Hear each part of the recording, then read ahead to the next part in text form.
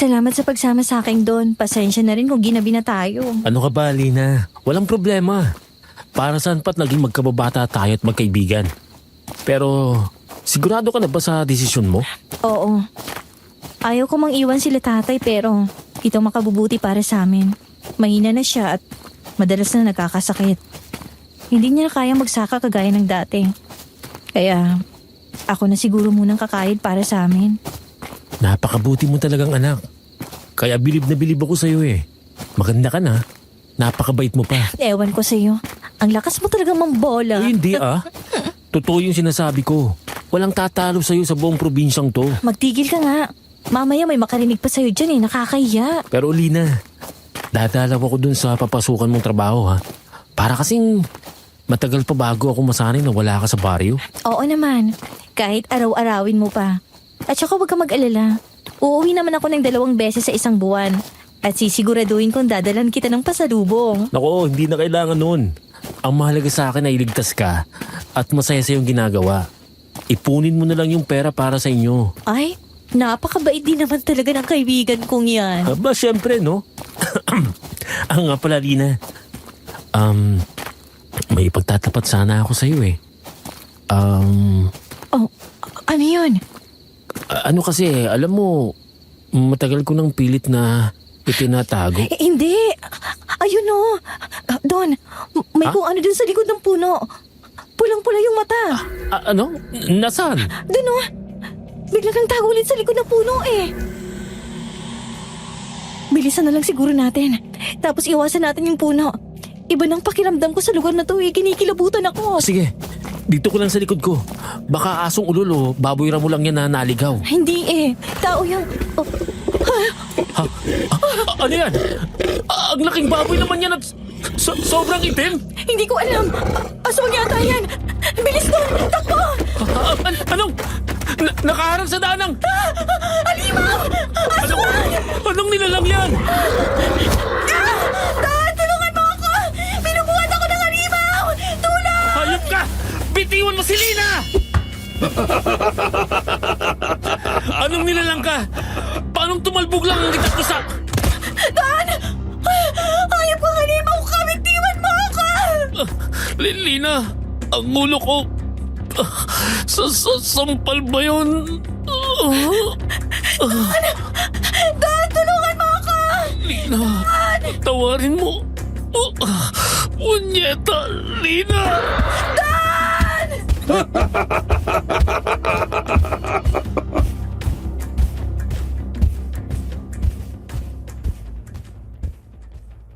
Isang pagbati sa iyo, Sir Jupiter, at sa lahat ng taga-subaybay ng Sitio Pangil. Ako si Don, isang tubong antike na ngayon ay tahimik nang namumuhay dito sa Kamaynilaan, kasama ng aking mga anak at apo. Bago ko pa lamang na natuklasan ang channel na ito at nang makarinig ako ng isang kwento mula rito, kaagad na nanumbalik sa aking isipan ang panahon kung saan napaharap ako sa 2 napakalakas na kampon ng kadiliman. Nangyari ito noong kabinataan ko. Isang araw bigla na lamang dinukot ng isang napakalaki at puting-puti na nilalang ang aking kaibigan na si Lina. Hindi ko malilimutan ang araw na yon dahil nangyari yun mismo sa harapan ko.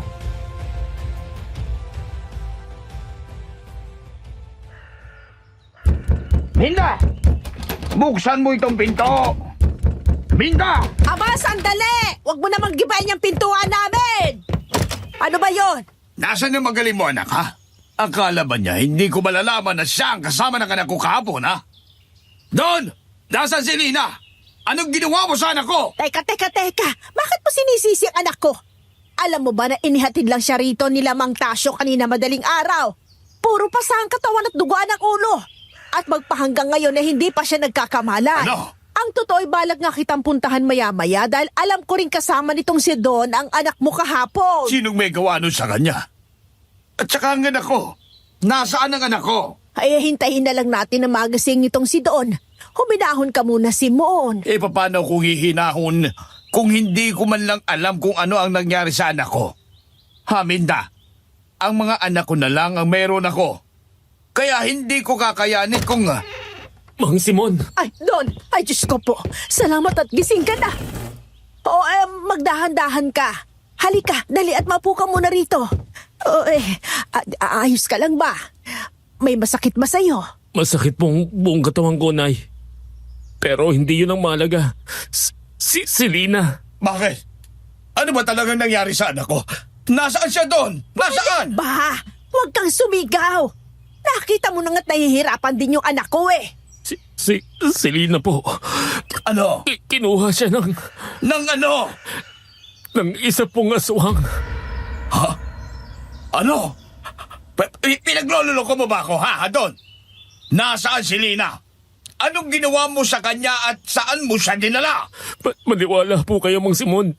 Totoo pong sinasabi ko. May malaking nilalang na balot ng puting balahibo na parang kumikinang kaming nakasalubong. Puli yung mga mata nun at nagtatalasan ng mga pangil. May malaking baboy ramo pa nga po na itim na itim. Nagdodroga ka ba, ha? Sabog ka kagabi, ano? At idinadamay mo ba ang anak ko sa katarantaduhan mo? Papaano Wala kang karapatang pagbintangan ng anak ko, Simon. Hindi siya gumagamit ng droga. Ni wala ngang barkada yan bukod sa anak mo.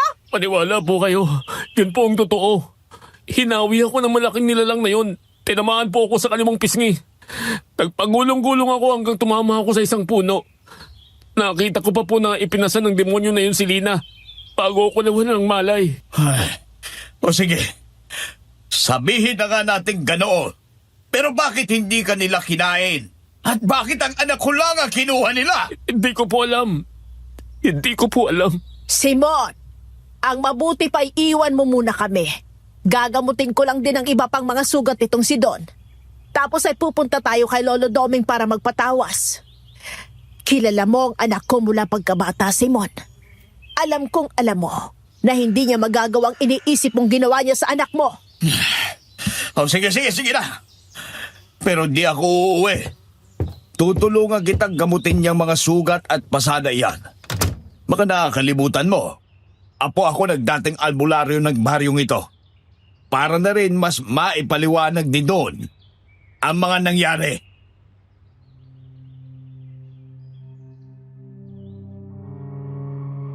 Kaagad na inutusan ni Mang Simon si nanay noon na magpakulo ng tubig, habang siya naman ay kumuha ng iba't ibang mga dahon. Umuwi rin siya noon at kinuha ang isang botelya ng langis ng niyog. Ang sabi niya ay benditado raw yun at mabisang panghilot at pantanggal ng sakit ng katawan. Matapos linisan ni nanay ang mga sugat ko ay hinilot naman ako ni Mang Simon. Tinapalan rin niya ng malalapad na mga dahon na pinainitan sa apoy ang mga pasako. Habang ginagawa iyon ay panayang tanong niya sa nangyari. At muli ay inulit ko sa kanya ang kwento. Hindi siya makapaniwala. Pero wala naman akong ibang maaaring sabihin dahil yun talaga ang nangyari. Aalis na sana kami pagkatapos noon nang hindi ko na malayan na nakatulog ako.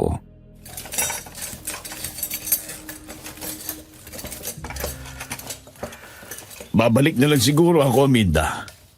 Mukhang napasarap pa ang tulog nitong si Don. Dito ka na kumain. Para pagising niya ay makakaalis tayo agad. Ang bilis ng oras lagpas tanghali na. Oo nga po. Pasensya na ho kayo at nakatulog ako. Pero mas maayos na ho ang pakiramdam ko. Pagkatapos po ng tanghalian, maaari na tayong umalis. No sige, umapilit kayo. Nga pala, Don, mag-iingat ka. Bakit naman po? May nakita kasi kung kakaibang sugat sa may batok mo. Hindi mo ba napansin kung ginawa yan sa iyo nung nilalang na sinasabi mo? Ano pong sugat? Kaya mo bang tumayo? Halika doon sa harap ng salamin.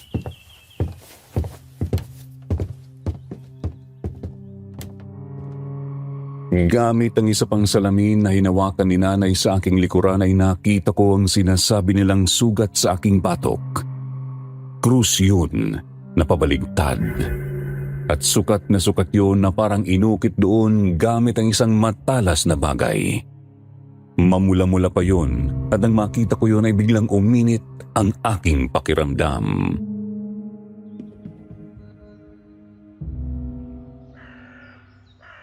Nang totoo ay hindi ako naniniwala sa mga aswang. Wala pa naman kasing naging kaso niyan rito sa ating lugar. Mayroong mga kwento si Lola noon, pero hindi ko naman sineryoso. Pero noon, minsan siyang may nabanggit tungkol sa aswang na nag-iiwan ng marka. Ano daw po yun? Ayon sa kwento ni Lola, ang taong iniiwanan ng marka ng aswang ay malakas na uri ng tao. Hindi lang sa pisikal, kundi pati sa espiritual. Kaya daw nag-iiwan ng marka dahil mamanmanan nila ang taong yon. At sa oras na maging banta ang taong yon sa kanila, papatay nila ito. Grabe naman yon. Pero baka nagkataon lang sugat na yan. Sana nga.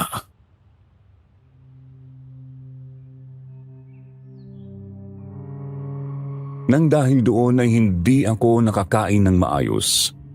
Hindi naalis sa isipan ko ang mga sinabi ni Mang Simon at bumabalik sa isipan ko ang nakakatakot na mukha ng halimaw na yon. Matapos yon ay kaagad na kaming pumunta kina Lolo Doming. Kilalang albularyo si Lolo Doming sa amin at madalas na dinadayo pa ng taga-ibang bayan. At sa pagkakaalam ko ay malapit na magkaibigan ang pamilya nila Lolo Doming at Lina.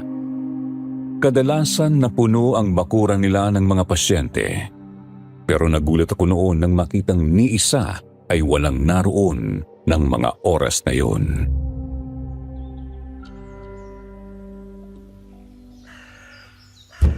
Lolo Domeng! Lolo Domeng! Nariyan po ba kayo? Sandali lang po at nariyan na. Oh, Aling Minda, Mang Simon, napadalaw ho kayo. Meron po bang problema? May ikukonsulta sana kami kay Lolo mo, Iha. Nariyan ba siya? Napansin ko kasi na walang pasyente dito sa inyo ngayon. Oo nga. Nakakapanibago. Hindi na po kasi nakapanggagamot ang lolo ko gawa ng katandaan. Nitong nakaraan po, muntik na siyang mapahamak nang lumaban sa kanya yung mambabarang. Mabuti na lamang po at nagawa niya ng paraan. Pero pagkatapos po nun, nagsimula na siyang manghina. Hala, ganun ba? Kumusta na siya ngayon? Ayos naman ako, Minda, Simon. Narito pala ang gwapong si Don. Ni Lisa, papasukin mo sila. Alam ko na kung bakit sila narito. Apollo, tara po. Pasok po tayo.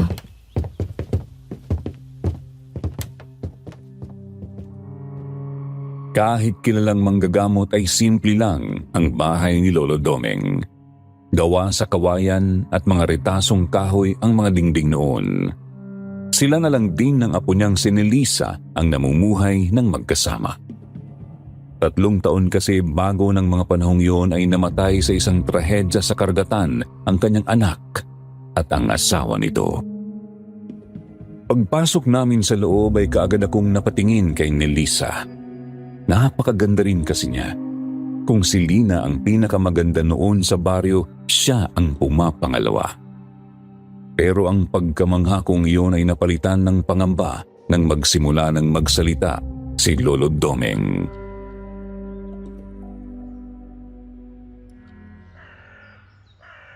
Nagkaroon ako ng pangitain.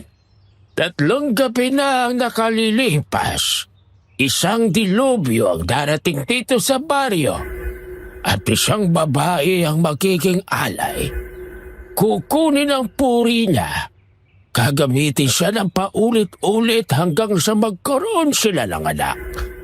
At magkatapos ay mababaon na sa alaala ang baryong ito. Teka ho, gaano kayo nakasisiguro sa pangitain na yan? Diyos ko naman ang anak ko. Alam mo naman ang kakayahan ni Lolo Doming, Simon.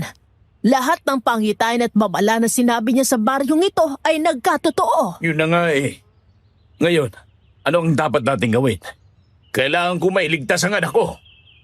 Lolo Doming, ano ang kailangan namin gawin?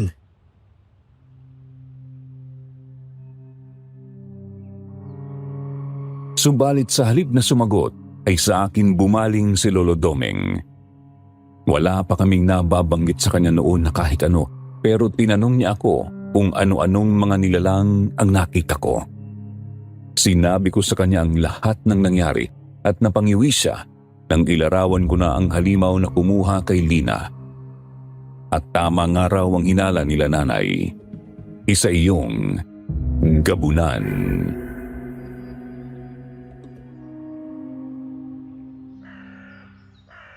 Maaaring ang gabunan na yon ay nais magparami ng lahi.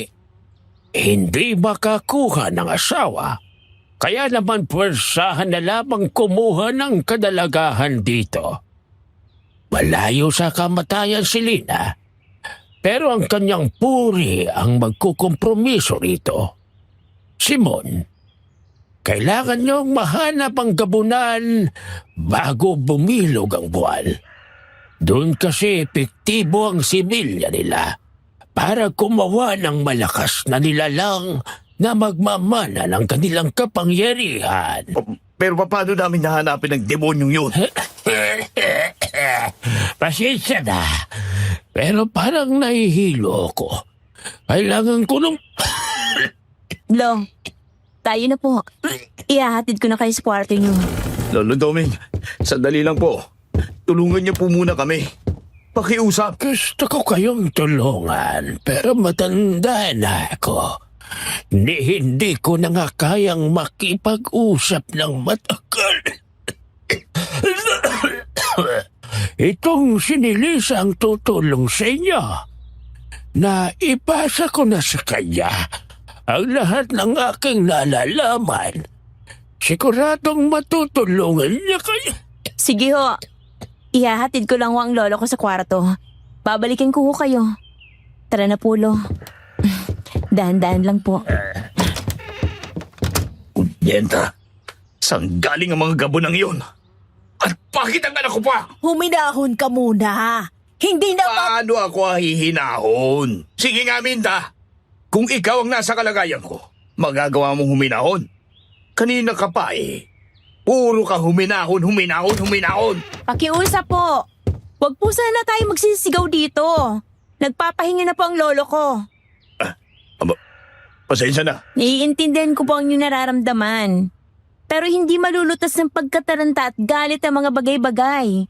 Huwag po kayo mag-alala. Hahanapin po natin sila. Pero paano kung mahuli na ang lahat? Hindi nila papatayin ang anak ninyo. Dahil kung yun ang pakay nila, sana pinatay na nila siya sa unang pagtatagpo pa lang nila. Maging itong si Don, hindi rin nila pinatay. Ang pakay lang talaga nila ay ang anak ninyo. Hindi nga nila pinatay ang anak ko. Pero minarkahan nila. Minarkahan? Eto, tingnan mo.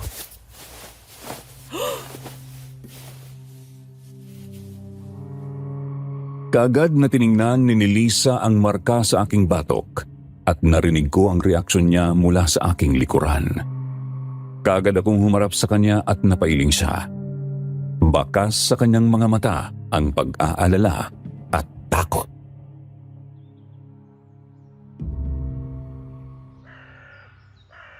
Babalikan kanila. Kaya kami narkahan dahil may nakita sila sa iyong kakaiba. Dalawa lang yan, Don, Aling Minda. Kung hindi nila papatayin si Don, ay gagawin nilang isa sa kanila. At nais ko lang na ipabatid sa inyo na gagawin nila yon sa paraang gusto nila at kahit anong mangyari. Kung ganun ay ano ang dapat nating gawin? Paano ko mapoprotektahan ang anak ko? Nay, kaya ko naman pong protekta ng sarili ko. Anong sinasabi mo dyan? Hindi ka nga makabasag pinggan. Pagtulungan na lang natin ito. Nasa panganib ang mga bata. Yun na lang ho talaga magagawa natin. Mamaya po, bago lumubog ang araw, bumalik kayo rito. Mang Simon, magdala ho kayo ng kahit anong malapit na gamit ni Lina. Ihahanda ko lang po ang mga gagamitin. Sige. Pero ni Lisa, huwag mo kami pababayaan ha. Kailangan ka namin. Makakaasa po kayo.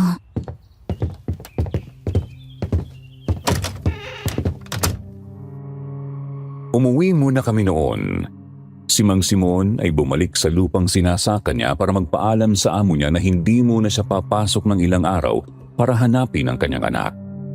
Nagpunta rin siya sa mga otoridad noon para sabihin ang pagkawala ng kanyang anak. Sinabi ng mga iyon na tutulong sila pero nang mabanggit ang tungkol sa aswang, nagtawanan lamang ang mga ito. Si nanay naman ay nagasikaso muna ng mga pananim naming mga gulay. Tutulong sana ako sa kanya noon nang makaramdam ako ng matinding pananakit ng katawan. Kaya naman minabuti ko munang magpahinga.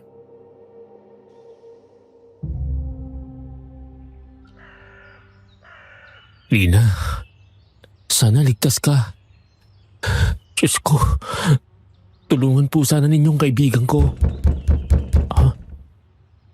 Sino yan? Sandali! Nariyan na! Sino naman kaya tong isang to? Kung makakatok. Ano ho yun? Magandang hapon. Nariyan ba si Elias? Elias? O, wala hong Elias na nakatira rito. Nagkakamali ho kayo ng bahay. Ganun ba?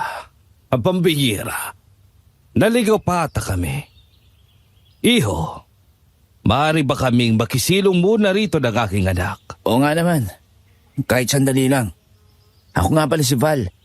Ito naman ang tatay kong si Ernie. Tirik na ang araw eh. Tapos, kahapon pa kami naglalakad. Baka pwedeng makapagpahinga naman kami dito saglit. Sige, walang problema. Tubig, baka nauuhaw po kayo. Oo, Sada. Salamat.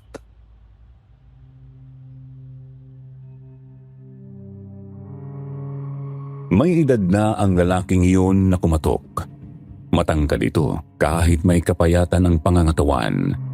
Ganoon din ang kanyang anak na sa tingin ko ay kaedaran ko lang ng mga panahong iyon. Papasok na sana ako sa loob para kumuha ng tubig nang natigilan ako. Nakita ko kasing parang biglang umitim ang mga mata ng lalaki. Itim lahat at walang natirang puti. Kaagad naman itong umiwas ng tingin ng nagkusot ng mata na tila na puwing at pagtingin ito sa akin ay normal na muli ang mga mata nito.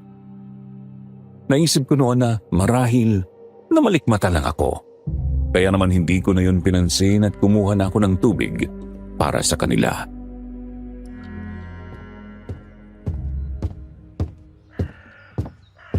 Eto na po ang tubig. At ito po, ilagang kamote. Pasensya na po at yan lang ang mayroon kami rito ngayon. Naku, nag-abala ka pa. Tubig lang na ba ang hinihingi namin? Baka po kasi hindi pa kayo kumakain, sabi nyo. Kahapon pa kayo naglalakad eh. Totoo yun. Kaya salamat ng marami iyo.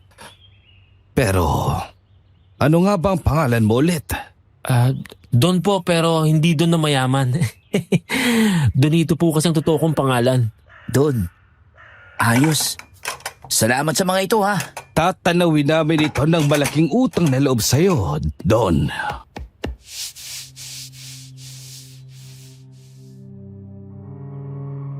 Ipinatong ng matandang lalaki ang kanyang kamay sa aking kaliwang balikat.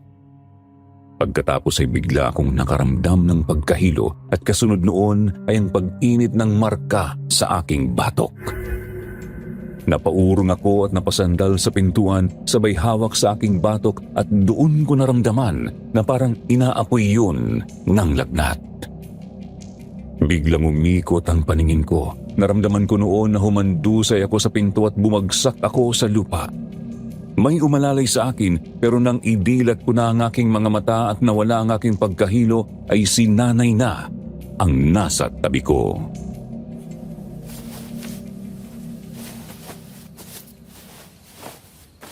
Ano bang nangyari sa'yo? May masakit pa ba sa'yo? Ano pong nangyari? Aba, hindi ko alam. Nakita na lang kita nakahandusay dyan sa may pintuan. Tapos itong mga kamote, inilabas mo pa. May bisita ka ba? Ba't may 2 baso rito sa labas? Hindi po ba ninyo nakita yung mag-ama? Isang may edad na lalaki at isang binata. Patatangkad po sila. Narito sila kanina para makiinom. Walang mag-ama akong nakita rito. Pagdating ko, ikaw lang narito at nakahandusay dyan. Ala, teka. Yang sugat sa batok mo, parang lumaki. Oh? Bigla pong humakdi. Nagdurugo. Abay, pambihira. Ay, sandali, kukuha ko ng panlinis dyan. Dito ka lang.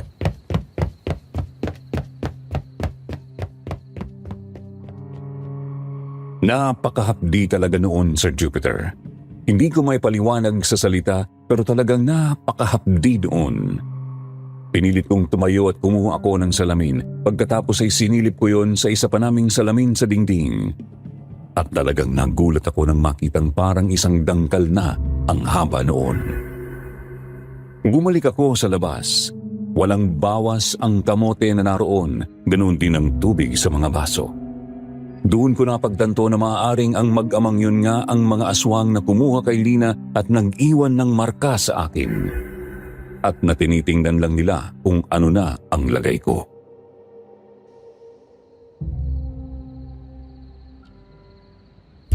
Linda! Don! Nariyan ba kayo? Narito kami, Simon. Napaaga ka ata. Ay, anong maaga? Lagpas 5:00 na. Binuntahan na nga ako nitong si Nilisa. Dito na lang daw niya gagawin ang pagtatawas. Ayos lang ba daw sa inyo yon? Ay, ayos lang naman. Pero kailangan ko munang linisin yung sugat ni Don sa batok. Bakit? Anong nangyari? Don, mahapdi ba? Oo, at saka, tingnan mo, lumaki. Ala, oo nga. Anong nangyari?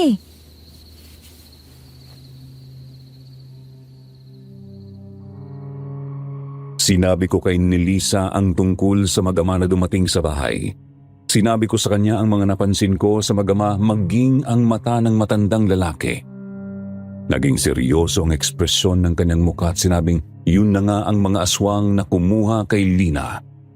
Sinabi rin niya na babalik pa ang mga iyon para sa akin.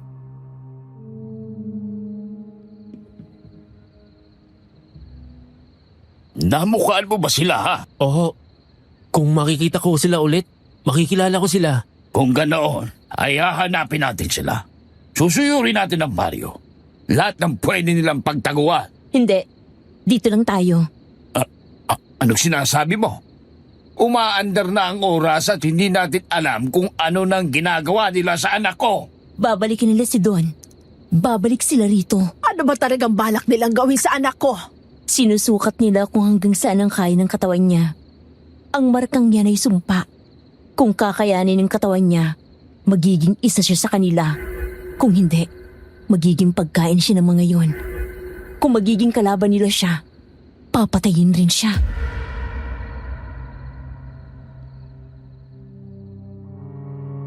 Nakadama ako ng takot nang marinig yun.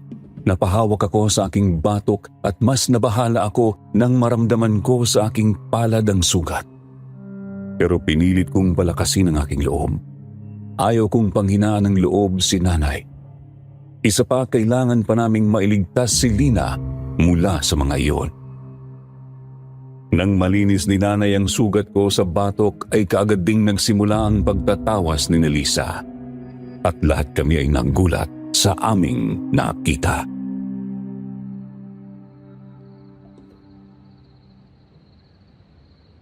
Mga kabahayan ito, isang baryo. Pero hindi ito rito. Ibig sabihin, nakikihalubilo sa mga tao ang mga hinahanap natin. Ibig sabihin, nariyan ang anak ko, hindi ba?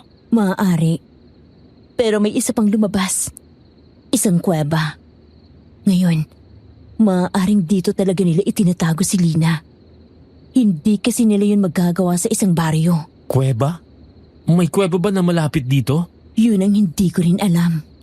Paano natin malalaman kung saan nila dinala si Lina? Kagaya ng sinabi ko, babalik sila dito para kay Don.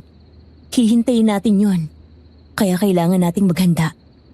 Tandaan ninyo, ang mga gabunan ng pinakamalalakas na uri ng aswang. Kaya naman kung ano mang kaharapin natin, siguradong mapanganib. Bawang, asin. Ano pa ba ang mga kailangan natin? Kailangan kong orasyonan nitong bahay. Pero uuwi muna ako. Kailangan kong kunin ang ilang mga gamit ni Lolo Domeng na maaaring gamitin panlaban sa mga demonyong yon. Babalik din ako bago tuluyang lumubog ang araw. Sige, hihintayin ka namin. Ako rin. Magbibilin lang din muna ako sa mga anak ko. Hindi ako makakabalik agad. Babalik din ako.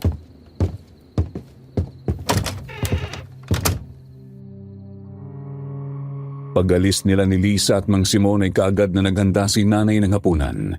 Ginusto kong tumulong pero kumikirot ang sugat sa batok ko kapag kumikilos ako. Kaya naman pinagpahinga na lamang ako ni nanay noon. Nag-aagaw na ang liwanag at dilim noon. Nakatanaw ako sa labas ng bintana noon nang makaramdam ako ng pag-init ng aking katawan. Kasabay noon ay ang pakiramdam na parang may nakatingin sa akin mula sa malayo. Tumingin ako sa paligid pero wala akong nakitang kahit na sino.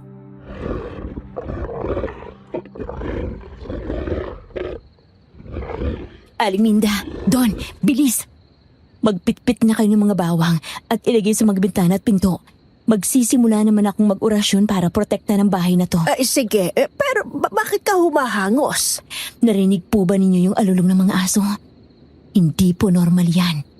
Nasa paligid na sila. Maaaring naghahanda sa pagsalakay kay Don mamayang gabi. Kaya bilisan na po natin. Ganun ba? O sige, sandali, tatapusin ko lang ito. Ikaw, Don, tumalikod ka. Ipapahid ko itong langis sa gawa ni Lolo dyan sa sugat mo. Hindi man ito tuluyang maaalis ang marka, pero may iibsan ito ang sakit.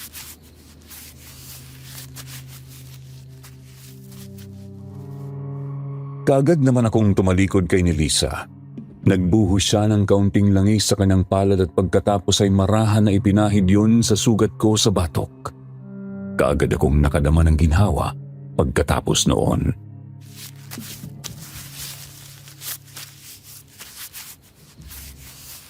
Ni Lisa, maililigtas pa ba natin si Lina? Ang totoo, ayaw kong mangako.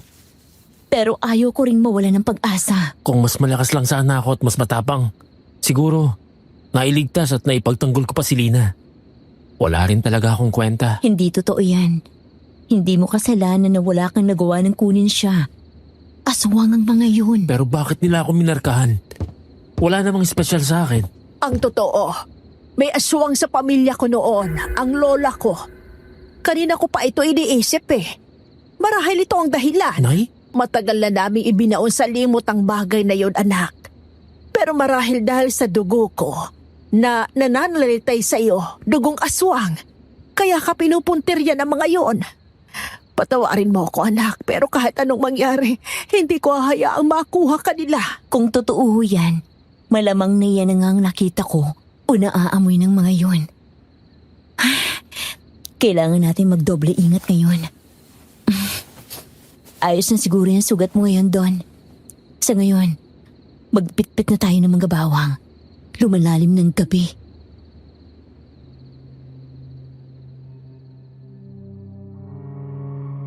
Yun nga ang ginawa namin. Nakakilos na ako ng maayos na hindi kumikirot ang sugat sa batok ko. Ipinahid namin ang mga pinitpit na bawang sa mga bintana at pinto pagkatapos ay binudburan pa namin yun ng asin. Ang sabi ni Lisa, wala raw kasiguraduhan kung tatalab yun sa gabunan. Pero mas maigi na raw yun kesa sa wala. Pagkatapos ay nag-orasyon siya sa gitna ng bahay namin. Nagtagal siya ng mga 30 minuto at matapos yun, niyaya na kami ni nanay na kumain.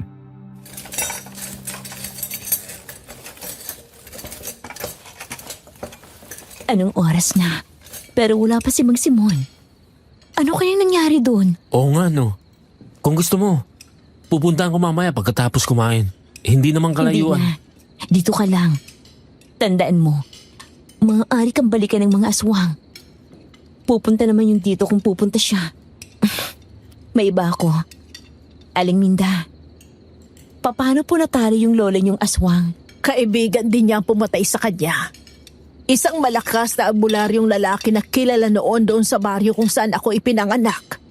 Hindi ko aktwal na nakita ang pangyayari pero isang tarak ng kawayan sa dibdib daw ang pumatay kay Lola. Pero paano hindi po napasa yung pagiging aswang? Dahil yung sisiyo, Yung itim na ibon na siyang sumpa ay pinatay din ng albularyo.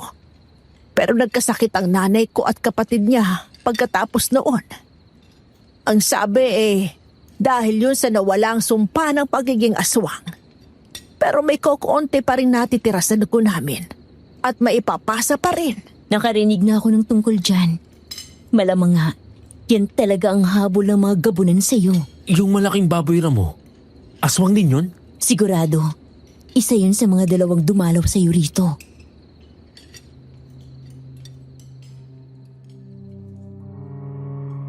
Hindi ako kaagad nakapaniwala sa sinabi ni nanay, pero wala na rin namang ibang paliwanag kung bakit ako minarkahan ng mga aswang na yon.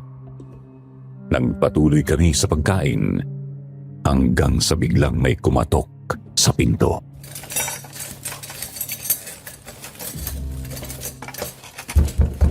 Sandali! Sino yan? Nariyan na! Teka ho, magmula ho ngayong gabi, huwag po tayong basta-basta magbubukas sa mga kumakatok, lalo na yung hindi sumasagot. Isa po kasi yung paraan ng mga aswang para kontrahin ang mga orasyon. Ay, ganun ba? Naku, pasensya na. Hindi ko alam Ayos lang ho. Sino yan? Kung hindi ka sasagot, hindi ka namin pagbubuksan. Ako ito! Si Simon! Pumunta ka sa bintana at magpakita sa amin. Ano ba naman niya? Hindi ba't ako ito? Pasensya na ho. Sinisigurado lang ho namin. Tara ho, bubuksan na namin ang pinto. Bakit gayon ka lang? Anong nangyari? Tinawag kasi ako ni Melchor. Nabalitaan ba ninyo yung nangyari sa sagingan? Wala. Kita mong medyo malayo kami sa mga kabahayan. Anong mayroon sa sagingan? 3 bangkay ang nakita. Puro bangkay ng mga babae. Nang marinig ko yun, dali-dali akong pumunta roon. Sa pag-aalala lang naroon si Lina. Pero wala ho siya doon, hindi po ba, Mang Simon? Wala. Sa awa ng Diyos. Wala siya roon. Ay, Diyos kong mahabagin. Mabuti naman. Pero kalunos-lunos yung inabot ng mga bangkay. Wala ang kanilang mga puso. May tapyas na kagat ang iba't ibang parte ng kanilang mga katawan. At ang sabi ng mga pulis na naroon may similya na nakita sa mga masisilang bahagi ng katawan nila. Ano?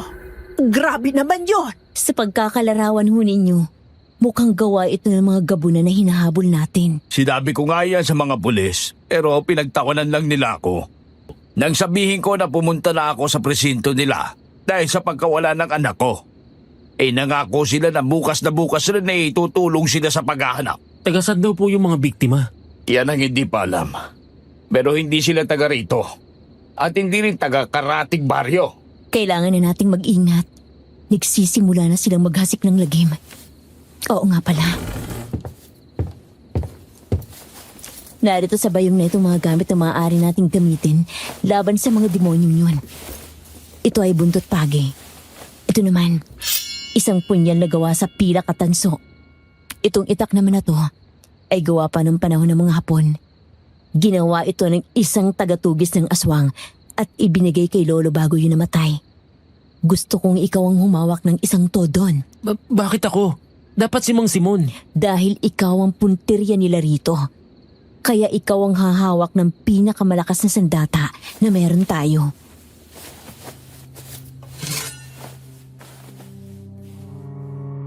Iniabot sa akin ni Lisa ang itak. Kinuha ko yon at nang alisin ko yon sa lagayan nitong kahoy na balot ng lubid ay biglang nag-iinit ang aking pakiramdam. Para bang nawala ang pananakit ng aking katawan. May kung anong kinang ang itak na yon na tila nagpalakas sa akin.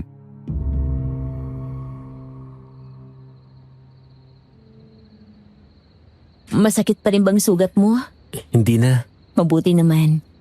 Ligpitin na natin ang pinagkainan natin. Pagkatapos, maghanda na tayo. Hindi natin alam kung kailan lulusob ang mga impacto yun.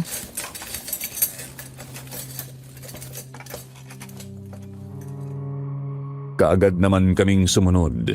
Isinukbit ko na sa aking bewang ang itak at pagkatapos ay nagligpit ng mga kailangang ligpitin.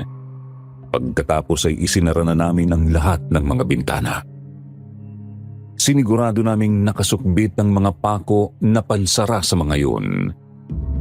Sunod ay nanatili kami sa kusina. Nagtimpla ng kape si nanay noon at lumipas ang oras na nagkwekwentuhan kami. Hanggang sa muling narinig namin ang alulong ng mga aso mula sa hindi kalayuan.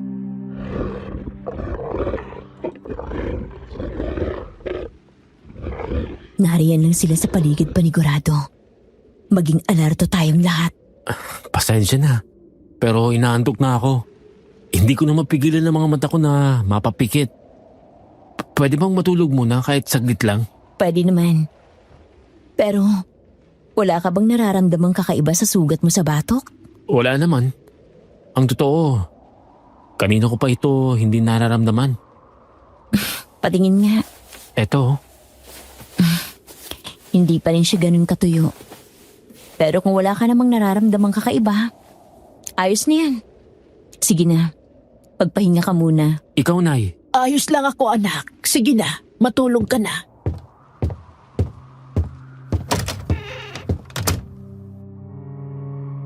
Pumunta ako sa aking munting silid noon. Nahiga at hindi ng tagal ay nakatulog ako.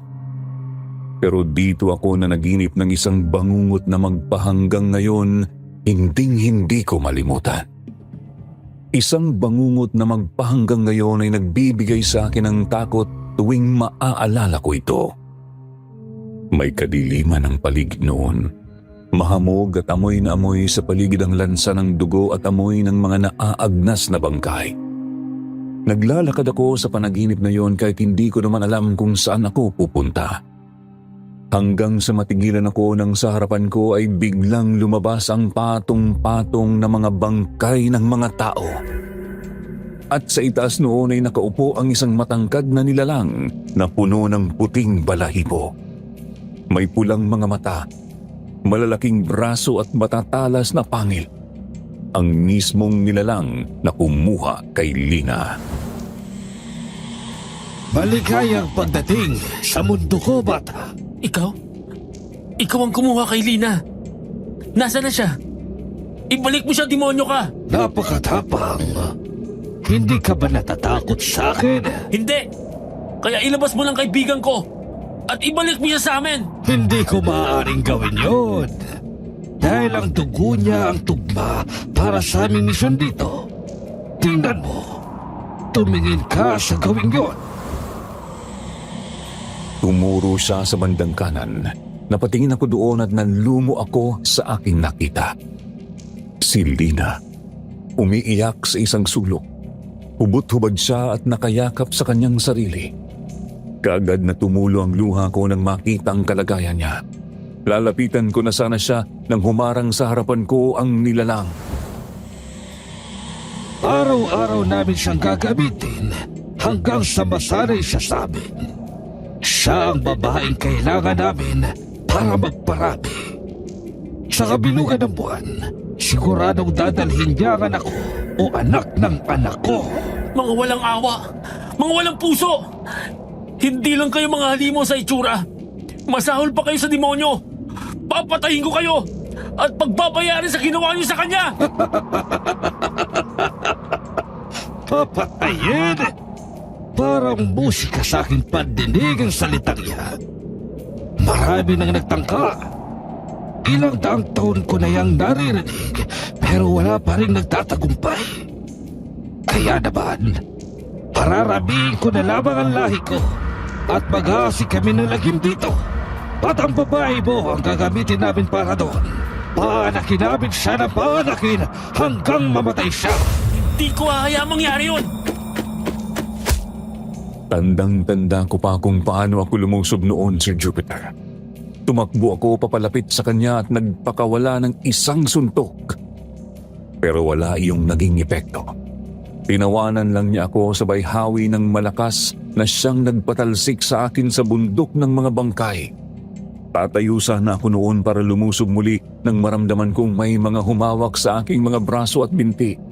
At nang hilakbot ako nang makitang mga kamay yon ng mga bangkay, humalakhak ang halimaw, lumapit siya sa akin at sinakal ako.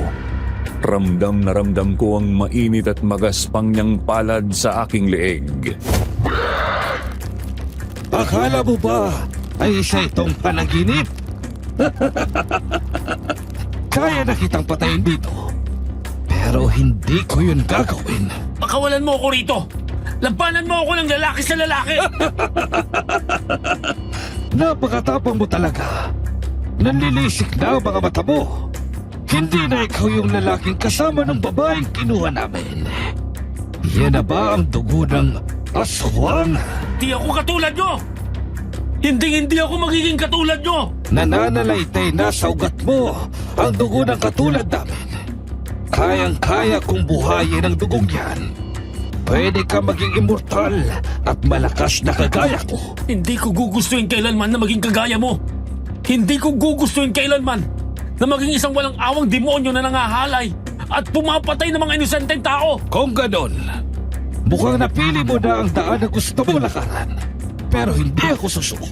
Pipilitin kitang gisingin ang natutulog na halimaw dyan sa katawan mo. Dito na niya pinisil ng husto ang aking leeg. Pakiramdam ko noon ay puputok na ang ulo ko. Pinilit kong pumalag at kumawala pero sadyang napakalakas ng kanyang kamay at braso. Hanggang sa napuno ng halakhakan at tiyakan ang aking paligid at hindi nagtagal. Naramdaman ko ng unti-unti nang nawawala ang aking ulirat.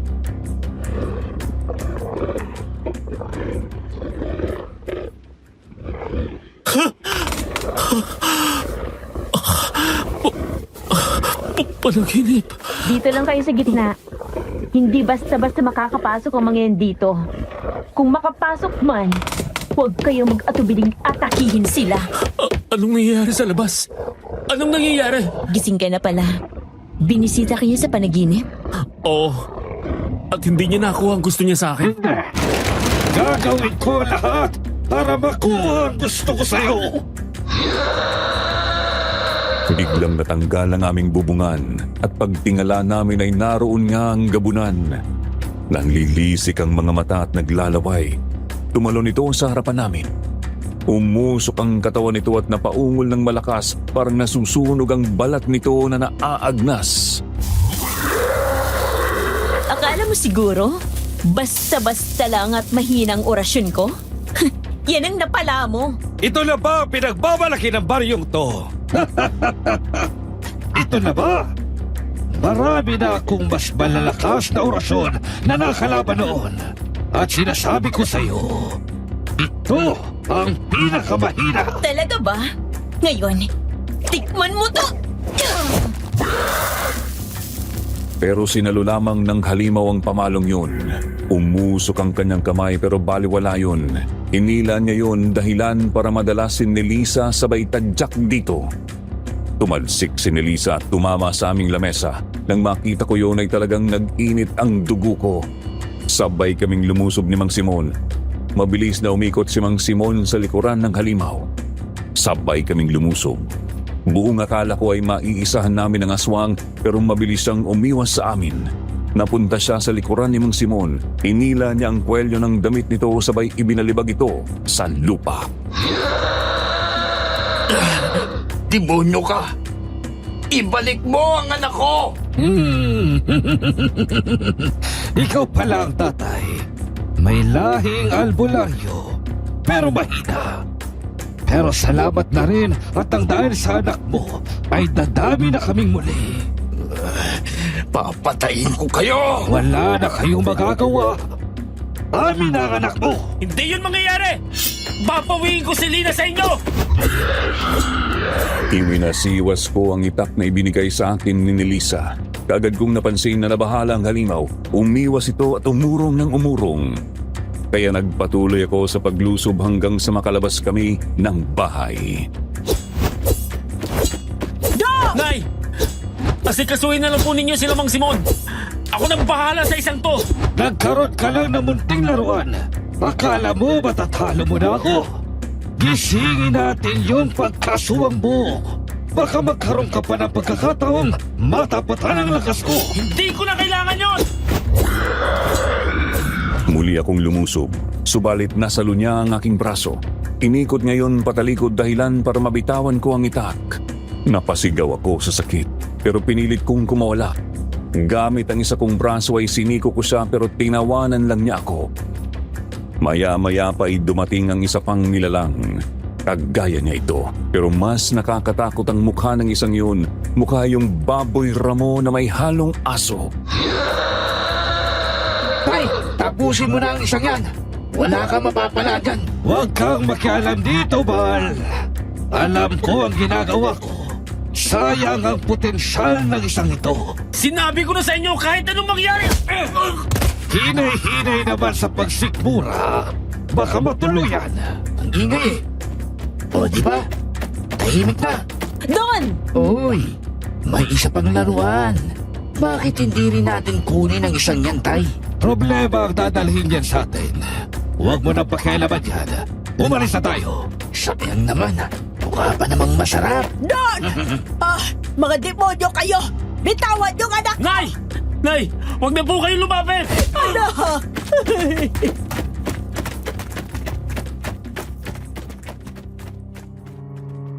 Papalagpasa na ulit ako noon nang biglang may kung anong humampas sa batok ko.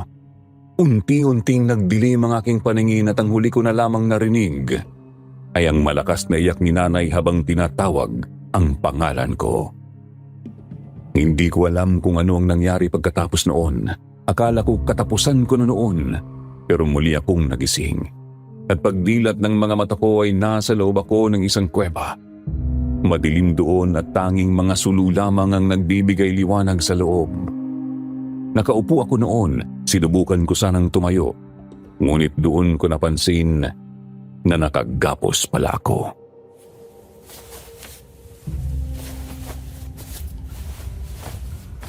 Nabiktima ka rin nila ang bata mo pa.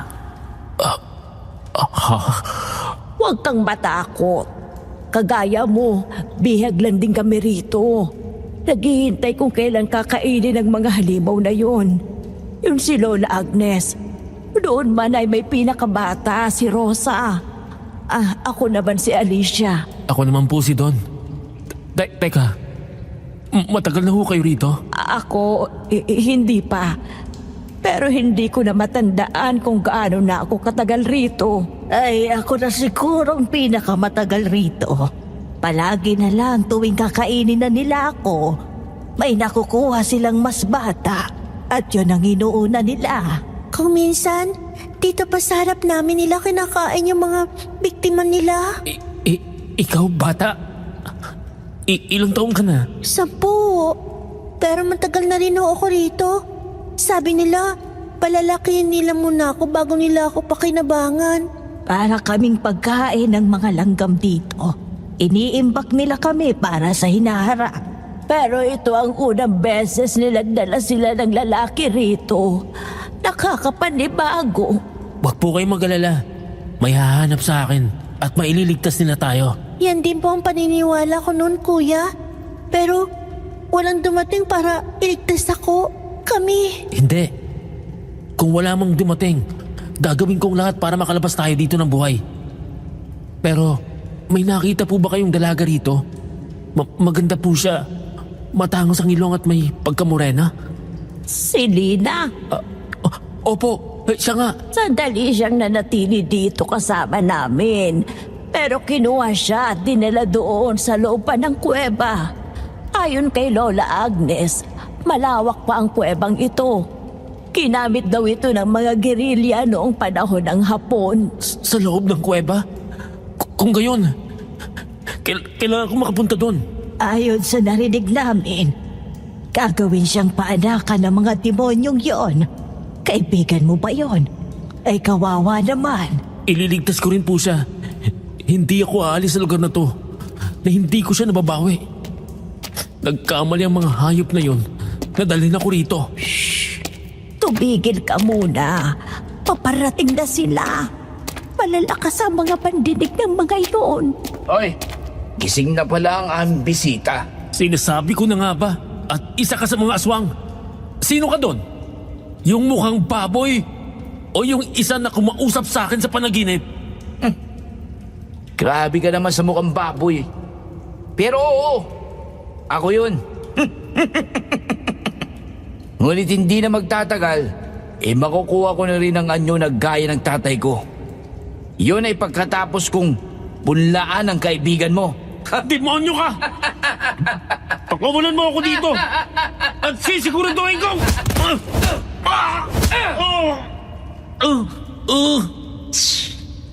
Ayoko nang maingay dito. Pero alam mo, ang kinis ng kaibigan mo ang bango-bango at talagang nakakagana. Nung nakaraan, nakailang gamit ako sa kanya. Pero kinontrol ko ang aking sarili at hindi ko muna sa pinunlaan.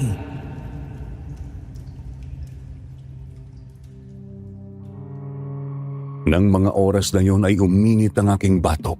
Kasunod noon ay ang pakiramdam na parang sasabog ako sa galit. Ang saktan lamang ang lalaking nasa harapan ko ang nasa isipan ko noon. At lalo akong nag-apoy sa galit nang makitang ngumisi pa siya habang nakatingin sa akin na parabang inaasar ako. Pinilit kong tumayo. Sinubukan kong putulin ang lubid na nakapulupot sa katawan ko at nagawa ko yun. Nagawa ko yun gamit lamang ang lakas ko.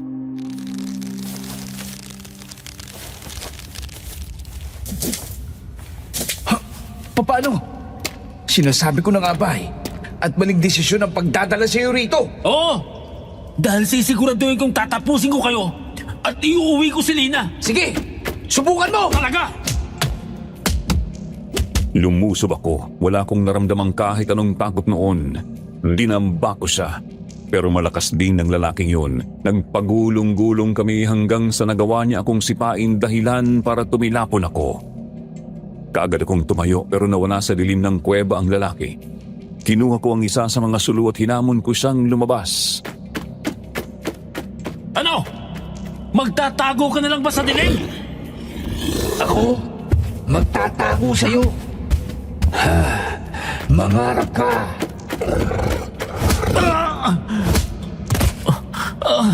At talagang nagpalitan ka pa, demonyo ka! Dapat nga ay matuwa ka. Dahil itong anyong kong ito ang papatay sa'yo! Pinaibambawan niya ako. Sunod-sunod na mga suntok ang pinakawalan niya na tumama sa aking mukha. Nagsigawan na sa pag-aalala at takot ang mga naroon na bihag habang ang halimaw ay patuloy lang sa paggalakak. Pinilit kong makabawi noon pero sadyang malakas ang halimaw. Ano? Babasagin ko ang ulo mo hanggang sa kumalit ang utak mo rito. At saka ko kakainin ang mga lamang loob mo. Wala akong pakialam sa sasabihin ni tatay. Bitawan mo siya! Halimaw ka! Paano nakawala ka sa pagkakatali? Matagal na ako nakawala sa pagkakatali. Natatakot lang akong tumakas. Pero ang lalaking ito, binigyan niya ako ng lakas ng loob. Mas mainam pa na nagpanggap ka na lang na nakagapos. Tara, uunahin kita. Dito na ako nagkaroon ng pagkakataon. Nang umalis sa ibabaw ko ang halimaw ay pinilit kong makabangon. Hilong-hilo ako noon at nanghihina pero pinilit ko ang aking katawan. Alam ko na wala nang ibang pagkakataon at ayaw kong sayangin ang ibinigay na oras ni Aling Alicia sa akin. Sakal-sakal na ng halimaw si Aling Alicia nang maabot kong muli ang sulo. Tinipon ko muna lahat ng lakas na mayroon ako bago buong lakas na inihampas ang sulo sa ulo ng halimaw. Nabali yun. Naiwan ang kawayan na hawakan sa aking mga kamay at yun ang itinarak ko sa likuran ng halimaw. Binunot ko yun para saksakin siyang muli pero humarap siya sa akin. Kaya naman buong lakas kong sinaksak ang pugso niya.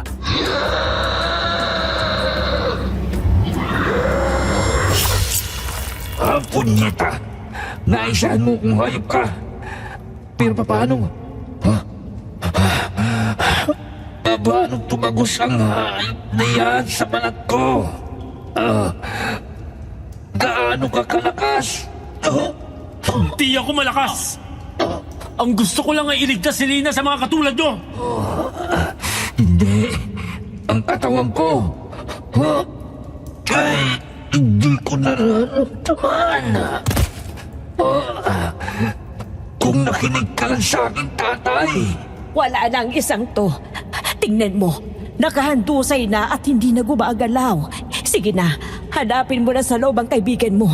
Kami nang bahala rito. Pero paano po kung... Huwag mo na kaming alalahanin. Sige na, ako nang bahala dito.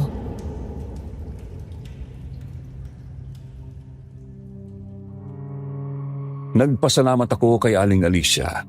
Muli akong kumuha ng sulu pagkatapos ay pumasok na ako sa loob ng kuweba. Madilim ang daanan at hindi ko alam kung gaano kahaba iyon. Hanggang sa makakita ako ng kaunting liwanag mula sa bandang kaliwa. Sinundan ko yun at hindi nga ako nagkamali. Dahil doon sa dulo noon ay nakita ko si Lina. Walang saplot, tulala at panay tulo ng luha mula sa kanyang mga mata.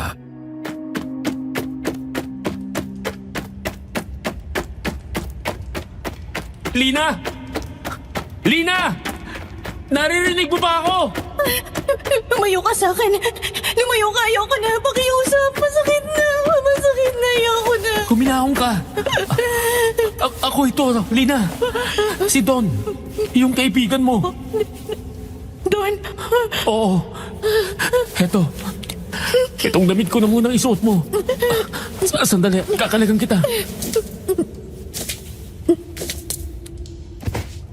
Bakit ngayon ka lang? Pinagsamantala nila ako. Ginamit nila ako ng paulit-ulit na parang laruan at pinagsasanayan. Minaboy nila ako doon. Patawarin mo ako, Lina. Oo. Pero naiganti na kita sa isa sa kanila. Sa ngayon, kailangan na natin makaalis dito. Sige na, isuot mo na muna to.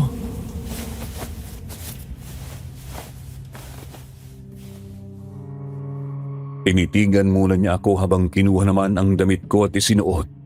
Tinanong ko siya kung kaya niyang maglakad at tumango naman siya. Hinang-hina pa siya kaya naman inalalayan ko siya. Dahan-dahan kaming lumabas. Maingat ako dahil baka bigla naming makasalubong ang tatay ng halimaw na napatay ko. Hanggang sa makarating kami kung saan ako nagising at kung saan ko napatay ang anak ng aswang.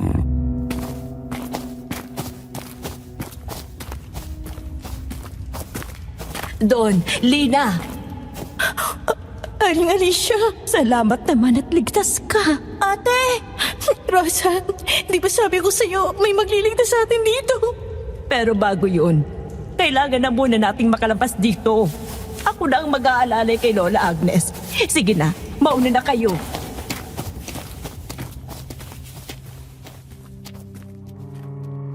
Napansin ko ang bangkay ng halimaw. Bumalik na yon sa pagiging normal na tao. Pero nakapagtatakang nagsimula na yung uurin. Ang sabi ni Lola Agnes, normal lang daw yun dahil dapat ay matagal nang patay ang halimaw na yon kung hindi lang dahil sa kapangyarihan ng pagiging aswang. Dali-dali kaming lumabas ng kuweba. Mga 15 minutong lakaran din yun bago kami makalabas sa kabundukan.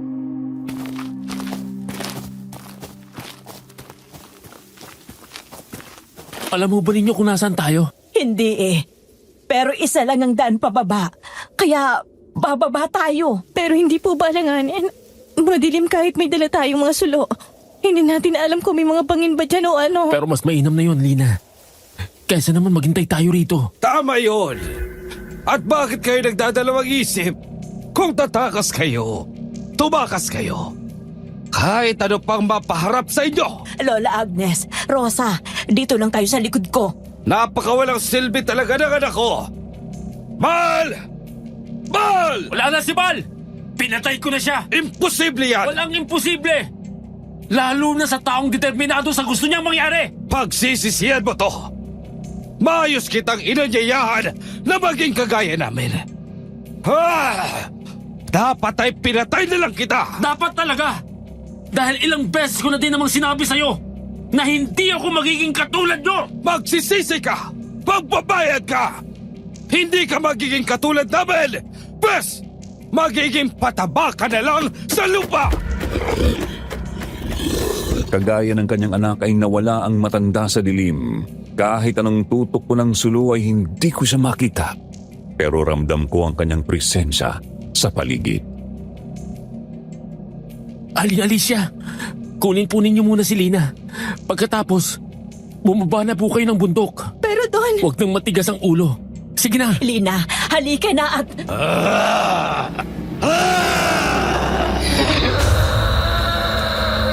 Mula sa itaas ng puno ay dinamba ako ng halimaw.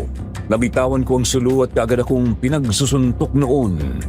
Ni hindi na ako nakapalagpa at ang tanging naririnig ko na lamang noon ay yung sigawan nila Aling Alicia at Lina. Ramdam ko ang bigat sa bawat suntok ng gabunan na yun. Pero nakapagtatakang hindi ako masyadong naaapektuhan. Pinilit kong inabot ang nabitawan kong sulo at nang maabot ko yun ay inihampas ko yun sa kanya. Nabali yun. Gagawin ko rin sana sa kanya ang ginawa ko sa kanyang anak pero mabilis niyang nahuli ang braso ko.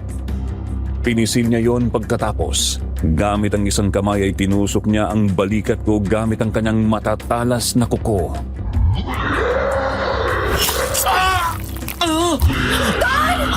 Lina! Umalis na kayo rito! Papahirapan kita. Pagkatapos ay isusunod ko ang mga babae yan. Pipira-pirasuhin ko ang mga katawan ninyo at ikakalat ko sa kabundukan ito. Lalo niyang idiniin ang kuko niya sa aking balikat. Pinilit kong lumaban pero hindi ko talaga kayang tapatan ng kanyang lakas. Muli akong sumigaw kina Lina na umalis na sila. Hindi na siya ni Aling Alicia palayo. Wala na akong magawa ng mga oras na yon at akala ko yun na ang katapusan ko. Hanggang sa biglang binunot ng halimaw ang kanyang kuko sa aking balikat. Buong akala ko ay tatarakan na niya ako sa lieg o sa dibdib nang bigla na lamang siyang tumigil at sumigaw ng malakas.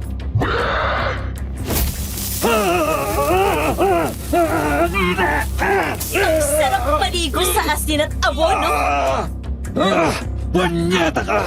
Paano natuntan ninyo ang lugar na to? Walang imposible sa amin. Sa aming mga tao na gustong labanan ng mga katulad ninyo. Don, umalis ka na dyan. Bilis! Nabuhayan ako nang marinig ko ang boses ni Nelisa. Kagad akong nagpumiglas at umalis sa ilalim ng halimaw. At pagkatapos ay tumakbo ako papalayo doon. Kasama ni Nelisa si Mang Simon, may dala silang mga sulo na itinusok nila sa lupa. Kaagad hinanap ni Mang Simon ang kanyang anak. Itinuro ko naman kung saan sila tumakbo at kaagad siyang sumunod para tulungan si Lina. Kami naman ni Nelisa ay naiwan kasama ng gabunan. Ito ang antigong itak. Gamitin mo. Salamat. Ayos ba yung sugat mo? Oo, kaya pa naman. Pero ibang nararamdaman ko sa iyo ngayon, Don. Ang itim na kapangyarihan lumalabas sa katawan mo. Mag-iingat ka. Baka magaya ka sa demoyong nasa harapan natin ngayon. Talagang hinahanap ninyo ang inyong kamatayan. Pinatay ninyo ang aking anak. Ngayon, pinakialaman ninyo ang atwal na nagpaparami sa amin. Hindi ko ito mapapalagpas. Walang awa ko kayong papaslangin. Naging napakabilis ng halimaw na yon. Sa isang iglap ay nawala siya sa aming paningin. At kasunod noon ay ang pagtalsik at paggulong ni Nelisa sa lupa. Tumakbo ako noon para tulungan si Nelisa nang may humawak sa leeg ko at hinila ako patalikod dahilan para gumulong din ako. Unahin ko ang babaeng albanayong ito! Nelisa! Umalis ka dyan! Napilayan pa yata ako. Don, huwag mo na akong alala.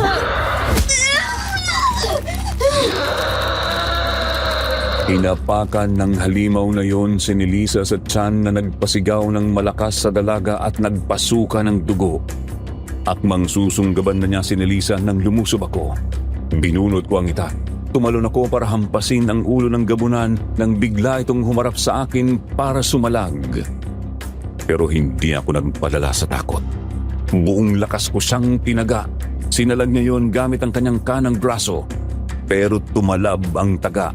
Hindi ko man naputol ang kamay ay bumaon naman yon hanggang kalahati. Doon na ako nabuhayan na may pag-asa kaming manalo. Sa unang pagkakataon, may nakagawang sumugat sa akin. Nakakatuwa naman. Anong klaseng itak yan? Itong itak! Ito lang naman ang itak na tatapos sa'yo! Sige nga! Sige! Lumusob ka! Don, huwag kang mag-atubili. Gawin mo ang dapat mong gawin. Hinawakan ko ng mahigpit ang itak. Nakita kong nag-inat ang gabunan. Pakiwari ko rin noon ay parang mas lumaki siya kesa noong una. Pero hindi ko na yun pinansin. Buong lakas akong tumakbo papunta sa halimaw. Akbang sasalubungin niya ako nang bigla kong tumigil. Umikot ako papunta sa kanyang kanan at muling tinaga ang sugatan niyang braso. Napasigaw siya sa sakit. Hindi na ako nagaksaya pa ng panahon. Pumunta ako sa likuran niya at itinarak ang itak sa gitna ng kanyang likod, eksakto sa puso.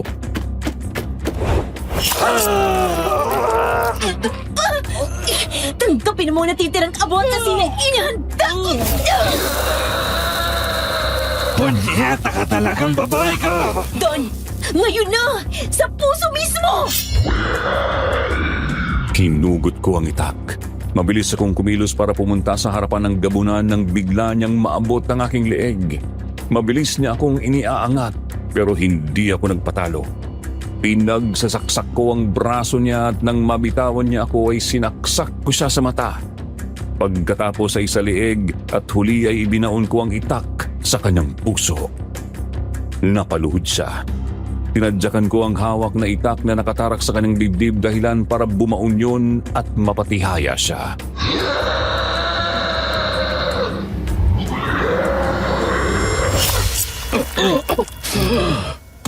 Napakalakas ng kombinasyon. Tugong maswang at itak na panlaban sa swang. Kung kumampi ka lang sa akin, magiging malakas tayong dalawa. Paulit-ulit ka! Ayokong maging kagaya nyo! Hindi ako magiging aswang! Kung sa bagay, sa oras na mawala ako, mawawala na rin ang bisa ng marka. Pambihira, ako rin ang umukay ng sarili kong libingan. Ang pagiging ambisyoso mo at sobrang tiwala sa sarili na nagpahamak sa'yo. Akala mo, kung hindi mo makukuha si Don ay magagawa mo na lamang siyang iligpit. Pero hindi yun ang nangyari. Magaling ka rin, albularya ka. Konting sanay pa. Kahit mas matatandang gabunan, ay magagawa mo ng matapatan. Ang gusto ko lang ay dumami kami at hindi maubos. Pero ayos na rin ito. Matagal na kaming buhay at kung minsan, pakiramdam ko ay wala ng direksyon ang mga buhay namin. Kung tutusin, hindi ito sapat para pagbayaran ang ginawa nyo kay Lina. At sa iba pang mga babaeng pinatay nyo. Pero ano pang magagawa ko? Bahala na. Kung may kabilang buhay man, sana'y doon na kayo magdusa.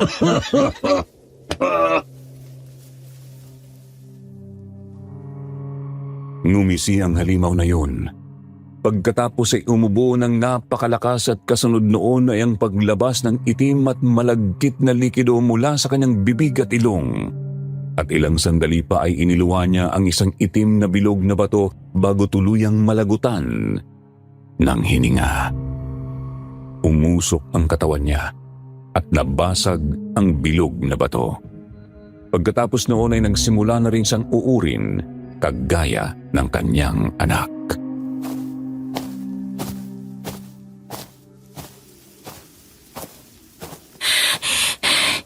Tapos na. Oo nga, Ano nang nararamdaman mo? wala naman. Pero ang totoo, para ako nanghina. Ang sakit ng katawan ko. Baka dahil yun, sa patay na ang nagbigay ng marka sa'yo. Siya naman kasi ang gumigising sa dugong aswang na meron ka. Teka, patingin nga.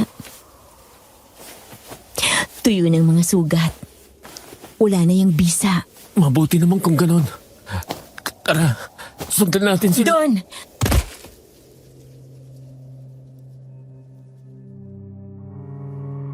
Bigla na lang nagdilim ang aking paningin noon.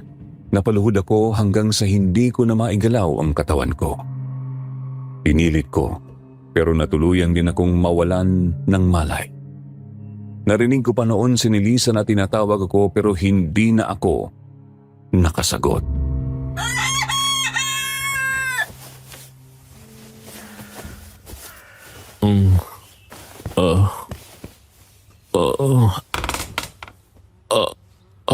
Aling Minda, gising na si Don. Anak, Nay, kumusta na ang pakiramdam mo? ayos naman po. Medyo masakit pang katawan ko. Pero ayos lang ho. Si Lina po. Nasa kanila, nagpapalakas. Pero huwag kang mag-alala, ayos lang siya. Malakas na babae si Lina. Hindi siya basta-basta masisira ng ganoong pangyayari. Alam mo yan. Kahit na po. Kailangan ko siyang puntahan. Kumain ka muna at uminom. 3 araw ka ng tulog. Kapag lumakad ka papunta doon ng ganyan ang sitwasyon mo, tutumba ka lang din sa daan.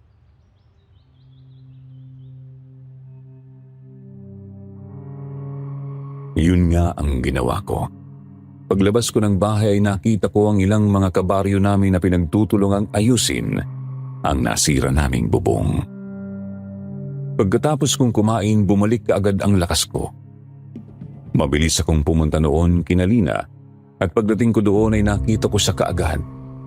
Nakaupo sa sala at nagbabasa ng isang aklat.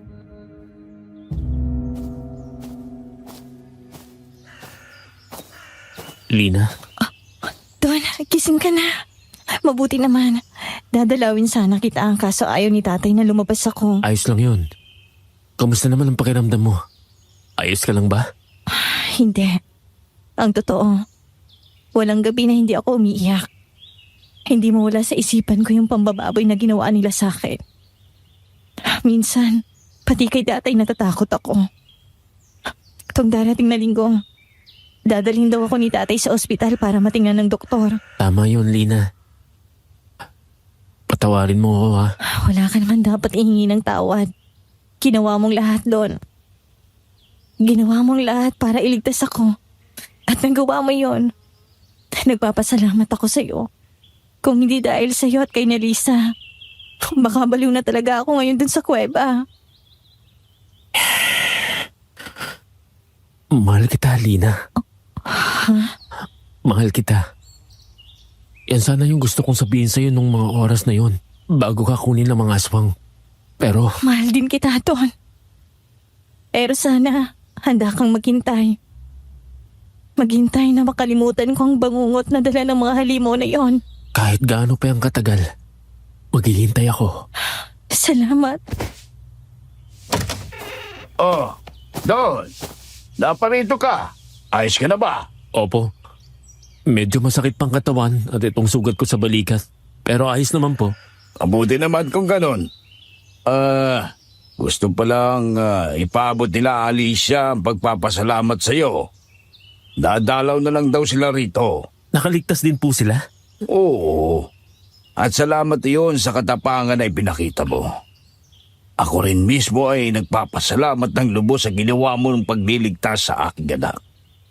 Kaya naman kung gusto mo siyang pakasalan hindi ako tututol. Tay naman. O bakit hindi? Pero hayaan mo munang matignan siya ng doktor at makalimot sa mga nangyari. Alam mo naman na hindi madali ang pinagdaanan niya. Napag-usapan na po namin yan at handa po ako maghintay at tumulong para sa paggaling niya. Salamat kung ganoon.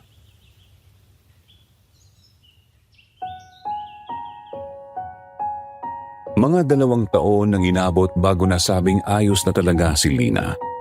Doon din kami nakapagsimula ng ligawan.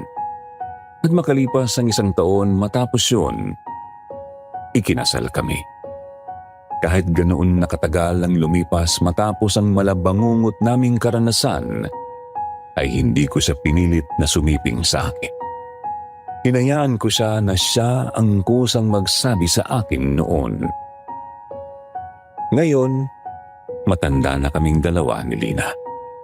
May 3 kaming anak at ako ay patuloy pa rin sa pagtitinda ng gulay sa talipapa dito, malapit sa amin.